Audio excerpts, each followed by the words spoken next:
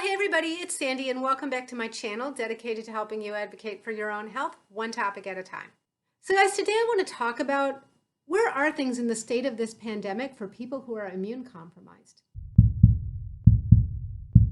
So I think I mentioned in an earlier video that, at least before the Delta variant, once we got a lot of people vaccinated, there was some relative taste of a little more freedom and people were starting to take masks off. That all happened way too soon. We've talked about that already, but people were starting to get together with people again, provided they were all vaccinated and everything. And as some of these mitigation strategies started to drop away, particularly like masks and things, ironically, the world got a lot more dangerous for immune compromised people. Now I'm talking about severe immune compromise. People are on immunosuppressant agents. People are going through cancer therapies. People who have had solid organ transplants. So they're on medications that depress the immune system so that it won't respond. It won't reject an organ, or their autoimmune disease will go into remission.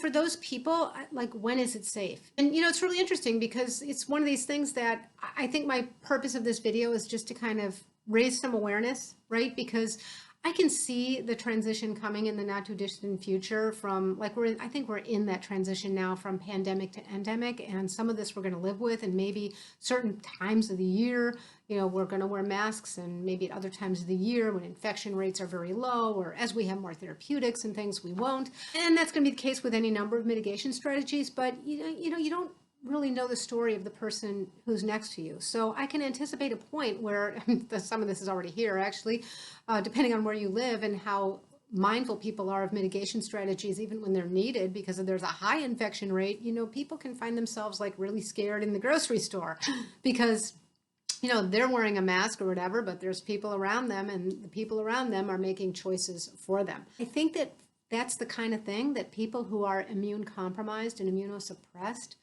are going to wrangle with for quite some time to come. You guys probably know that I'm still employing pretty much all the mitigation strategies. I won't go places and not wear a mask. And there's some things that I wouldn't have done. Now that I've been boosted, I'm going to get a haircut at some point. It's high time. I will put on my Ready mask, my stick-on N95. I think it's the perfect place for it. I'm going to link the video that I did, the review on Ready mask right here. But I'm trying to be mindful as I go forward now. What life would be like for me if I were somebody who was immune compromised at this point. There's other issues that people struggle with that we have more awareness of as a society, right? Like people who have physical challenges. We have parking spaces close to the entrance. We have ramps for wheelchairs. We have, all kinds of things that reflect that we as a society recognize certain challenges that people deal with, and we help to make those challenges a little bit easier. When it comes to this, it's kind of an invisible challenge, right? It's silent. And I think I'm going to try to have this awareness. This is just a conclusion that I've come to for myself. And I'm wondering if any of you have thought about it, or if any of you are, immune compromised and you go through this. I think I'm going to try to really notice and think about this person over there or that person over there. Who around me is immune compromised?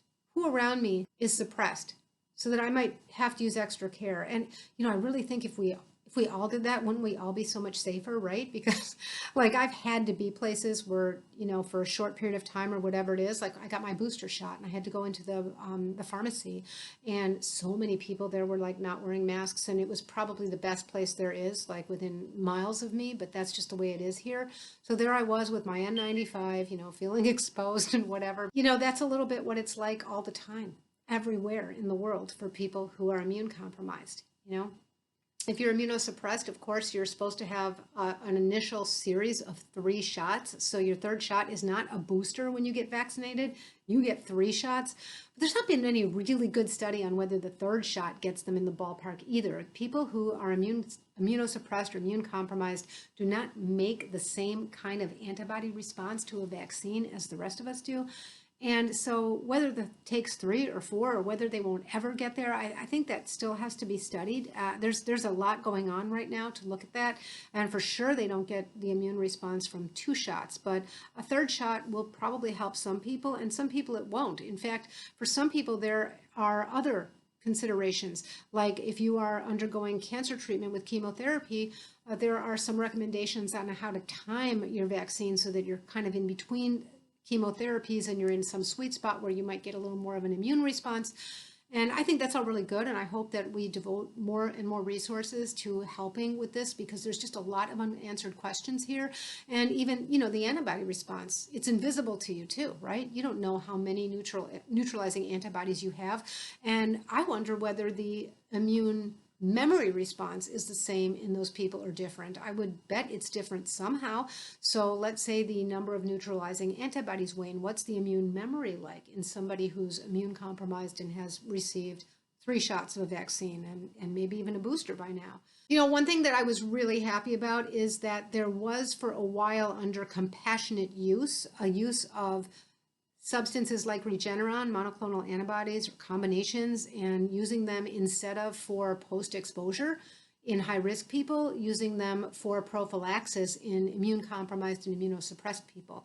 And now that has been FDA approved, that practice. I don't think it's widely talked about, but there are lots of cancer doctors who are using that for their patients. So those patients just get monoclonal antibodies at some regular intervals. Now, this isn't perfect. This is something that, like I just said, you have to have it at regular intervals. It typically goes into the IV or a subcutaneous, so it's some sort of an injection. So that is something that kind of eats up time and requires a certain amount of, regular follow-up. But I'm really happy that it's being done, and I'm really looking forward to getting more data on how well it works. The data that I've seen most recently was a study that was done on people who are not immune compromised. It was done on the normal population. And I don't even believe in there would be a random sampling of immune compromised people, because people who are immunosuppressed, immune compromised in any way, are usually excluded from clinical trials. And that has proven to create a lot of question marks, at least in my mind, when it comes to all these vaccines. And I wish that we would devote a lot more of our resources towards studying that group of individuals, and even people who have lesser autoimmune diseases that aren't really suppressed, so to speak, but people who are on immunomodulating drugs for things like lupus. At any rate, the data that I have seen most recently indicates that the monoclonal antibodies are about 80% effective at preventing disease. So that's not post-exposure. These were studies that were done on prevention. And it was shortly after that data came out that some physicians began using it for immunocompromised patients under compassionate use, and it was subsequently FDA approved for this purpose. So of course, wouldn't it be great to do some studies on that population in particular and find out just how well this is working and how we should maybe tailor it. I know what question I'm going to get. There's going to be people saying, well, I don't want the vaccine, so I'd like to just do that. I'd like to have the monoclonal antibodies as a preventive measure. Yeah, no. If you're eligible for a vaccine and you're going to get a good response from the vaccine, all indications are that you're going to get a good response for the vaccine reigns supreme with no close second. First of all, in order for this to work, you really need 24/7 those antibodies like circulating around you all the time, so that any time that you might come into contact, you're going to be covered. In addition to that, having the monoclonal antibodies doesn't provide you with all the other kinds of cells that the vaccine will provide. So there's a certain inflammatory response from the vaccine that creates killer T cells, memory cells, and all kinds of aspects of the immune response that you're not going to get with these antibodies.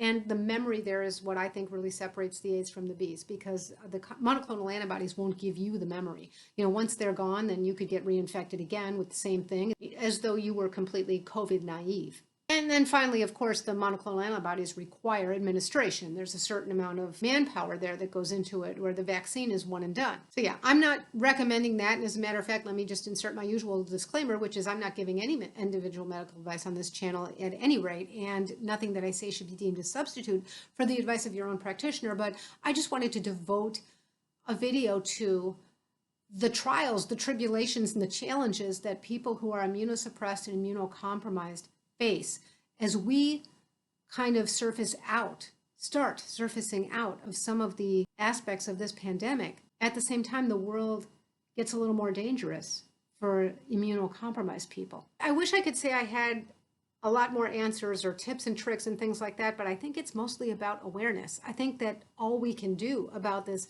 is sort of have awareness and recognize that, when I see somebody trying to get through a door, somebody who has crutches or a wheelchair or something, it's very obvious, what I might do to help, which is to open the door. In the case of immune suppression, it's invisible to the bystanders. So I think the only solution is to stop and think about, what's the chance that somebody around me, one in how many people is immunosuppressed or immune compromised? What's the chance that somebody around me might be at risk? What's the chance that somebody around me is scared? what's the chance that if whatever I'm going to do next, if I do that, it's going to put somebody else at risk? I'm just going to try to get used to, try to habituate that into my thinking as we move from pandemic to endemic. I guess that's going to be one of my goals for the future, for, well, starting now. But I think that's going to be something that I have to learn as I go and build on. Yeah, let me know if this is like too far out there or if it's helpful in some way. And let me know if you guys have given this any thought, or if some of you who are in that position who are immune compromised. And let me know if there's other ways that people like me can help. And until next time, be well. Bye-bye.